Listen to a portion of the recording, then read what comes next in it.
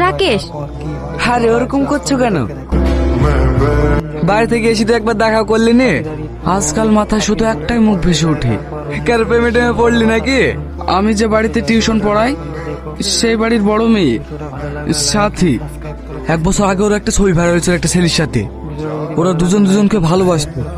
পরে ওই ছেলেটার সাথে সাথে খারাপ ব্যবহার করে ছবিটা ছড়িয়ে দেয় ফেসবুকে।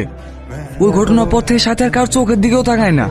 আর ওই চোখের ভেতরে যে দুঃখ আমি দেখেছি ওটা কোনো পাপ না। আপনি এখানে? আপনি আমার সাথে ডাক্তার বাড়ি চলুন, না হলে জ্বরটা আরো বাড়বে। আমি কারোর উপর বোঝা হতে চাই না। তাহলে যারা সত্যিই আপনাকে ভালোবাসে তাদের কষ্ট হবে। তুমি খুব ভাগ্যবতী যে এমন একটা মানুষকে পাশে পেয়েছো। আমি তোমাকে ভালোবাসি। যে মেয়েকে সবাই ঘৃণা করে, যার নাম শুনলে সবাই নোংরা কথা বলে।